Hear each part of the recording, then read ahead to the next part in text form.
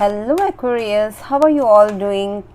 क्या कर रहे हैं, कैसे हैं आप सब लोग? कमेंट करके बताएं। I read your comments. ये जो रीडिंग है हम ये sun, moon, rising and Venus signs के लिए करने वाले हैं और आज हम देखने वाले हैं कि वो आपके लिए फील क्या करते हैं।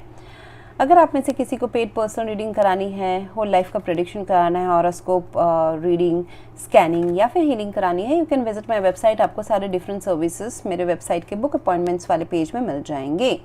सो एक्वेरियस, आई सी दैट शायद से ऐसा हो सकता है कि आप दोनों के बीच में बिल्कुल बातचीत नहीं हो रही है। किसी को लग सकता है कि कोई और जो सामने वाला पर्सन है वो अपने एटीट्यूड में है, ईगो में है, या थोड़ा एटीट्यूड शो कर रहे हैं, या फिर ऐसे अपने अहम में बैठे हुए हैं इसलिए कांटेक्ट नहीं कर रहे हैं। सो कहीं ना कहीं नो कांटेक्ट, सेपरेशन या फिर बहुत लेस कांटेक्ट की बात हो रही है यहाँ पे। ऐसा हो सकता है आप दोनों के बीच में। एंड अगर ऐसा नहीं है, जो लोग मैरिड कपल्स है, एक साथ रह रहे या फिर और एक साथ रह रहे हैं, तो वहाँ पे मुझे रह तो रहे हैं बट फिर भी आप दोनों के मेंटल स्पेस मुझे सेपरेट नज़र आ रहा है कि फिज़िकल रियलिटी में आप दोनों के बीच में बातचीत कम होना, मिलना कम होना, ऐसा मुझे दिखाई दे, इंटरेक्शन काफ़ी कम होना दिखाई दे रहा है।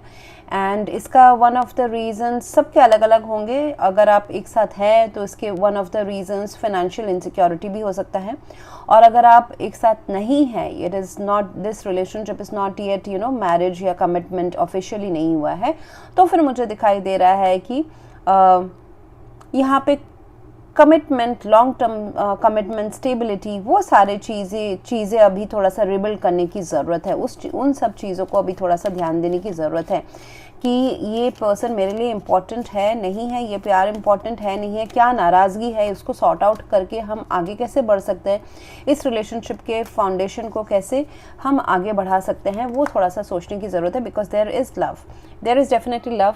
ये कभी ना कभी आप एक दूसरे के लिए एक विश फुलफिलमेंट का एक रीज़न था ये रिलेशनशिप, बट अभी इसमें थोड़ा सा डिस्टेंस आ चुका है। एंड इसमें ज़्यादा वरी करने की बात नहीं है एक्वेरियस। आपके तरफ से नहीं तो आपके पर्सन की तरफ से यहाँ पे बातचीत का जो फ्लो है दोबारा शुरू हो जाएगा। पेज ऑफ कप्स है, तो emotional messages out of nowhere suddenly, जब आप एक्सपेक्ट नहीं कर रहे हो कि ये पर्सन आपके सामने इमोशनली ओपन होए, कुड बी डायरेक्ट या इनडायरेक्ट अपोलॉजी, फॉरगिवनेस आपको उनके बातों में नज़र आए, उनके एक्शन में नज़र आए। So that's from where this relationship will again start rebuilding. So lack mentality है डेफिनेटली यहाँ पे। रिलेशनशिप का जो फाउंडेशन है उसको अभी भी उसके ऊपर काम करने की ज़रूरत है। इमोशनली कोई प्रॉब्लम नहीं है, there is lot of love, emotional connection, everything is there.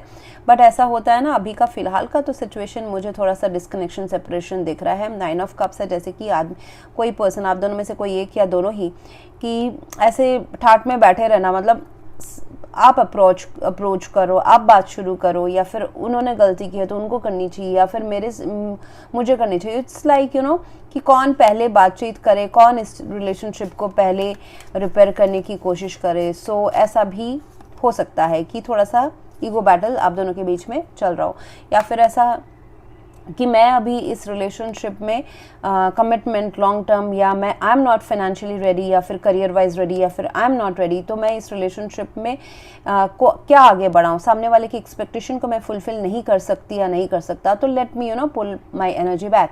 ये भी एक रीज़न हो सकता है कि that's why both of you are separated and बातचीत कम हो रही है, या फिर it's a total disconnection. So यहाँ पे मुझे फाइनेंसेस एंड करियर किसी के हो सकते हैं, सबके लिए नहीं भी रेजोनेट कर सकता है, ज़रूरी नहीं है, बट येस, किसी का करियर, पढ़ाई, या फिर traditional belief system of the family, of parents are making some kind of impact in this relationship. इस रिलेशनशिप को थोड़ा सा दूरी बनाने के लिए ये सारे thought process, traditional thought process भी रीज़न हो सकता है कि क्यों आप दोनों एक दूसरे से थोड़े से दूर हैं। इसमें आपको बेनिफिट तब होगा जब आप खुद को, उनको, दोनों को ही, और ये सिचुएशन जो सर्कमस्टेंसेस आपके अगेंस्ट है, वो सब चीज़ों को लेट गो करे, फॉरगिव करे। And as there is love, 9 of cups and page of cups, there is love, लेकिन उस लव के लिए एक्शन नहीं लिया जा रहा है, बातचीत नहीं की जा रही, या फिर इमोशनली ओपन अप नहीं हुआ जा रहा है। Even if like you are in contact, आप एक साथ रह भी अगर रहे हो, तो भी मुझे दिख रहा है कि इमोशनल जो बॉन्डिंग है वो थोड़ा सा सफ़र कर रहा है। तो इसमें लेट गो करना ऑफ द पास्ट डिसअपॉइंटमेंट्स ज़रूरी है। एंड ये रिलेशनशिप वर्कआउट नहीं करेगा या करेगा, वो सब सोचना अभी साइड में रख के पहले तो अपने इमोशनल बॉन्ड को स्ट्रॉन्ग बनाने की अभी यहाँ पे ज़रूरत है। आपकी तरफ से मैसेजेस या फिर उनकी तरफ से, दोनों में से किसी एक तरफ से तो आ ही जाएंगे, बातचीत तो शुरू हो जाएगी, दैट्स फॉर श्योर। एंड अगर आप दोनों को हेल्प चाहिए, ask for help from others. ये इस रिलेशनशिप के भी हेल्प हो सकते हैं। और अगर फाइनेंशियल या करियर प्रॉब्लम्स हैं, किसी को जॉब नहीं मिल रही है, कोई जॉबलेस है, या फिर पैसे का इशू है, या बिजनेस नहीं वर्कआउट कर रहा है, तो उस चीज़ में भी आपको आपके दोस्त या रेफरेंसेस, कलीग्स हेल्प कर सकते हैं अपने गोल तक पहुंचने में। So what ever is the reason for this, इस रिलेशनशिप को अपग्रेडेशन नहीं मिल रहा है, नेक्स्ट लेवल तक नहीं जा पा रहा है, उस रीज़न को सॉल्व आउट करने के लिए भी आपके दोस्त, कलीग्स या बिजनेस पार्टनर्स ऐसे आपके आसपास यूनिवर्स ने अवेलेबल कराए हैं। लेकिन जब तक हम मांगेंगे नहीं, यूनिवर्स से एटलीस्ट नहीं मांगेंगे, तो कैसे देगा? कुछ भी बिना मांगे नहीं मिलता है। सो एटलीस्ट अगर लोगों से मांगने में या फिर अपने दोस्त से हेल्प मांगने में अगर प्रॉब्लम्स हैं, सो आस्क फ्रॉम द डिवाइन। कहीं ना कहीं से आप दोनों के बीच में अगर अनबन है, if some mediator can fix it up, वो भी यूनिवर्स करवा देगा। So be hopeful about this connection. Overall जो मुझे दिखाई दे रहा है कि इस रिलेशनशिप को अभी गिव अप करने की ज़रूरत नहीं है। जो भी अनबन है, जो भी वीक पॉइंट्स है, उसको अभी बाजू में रखें and work on those weak points. And for the time being initiate करें कम्युनिकेशन, इनिशिएट करें इमोशनल ओपन अप, चाहे इनके आपके साइड से, चाहे आपके पार्टनर के साइड से।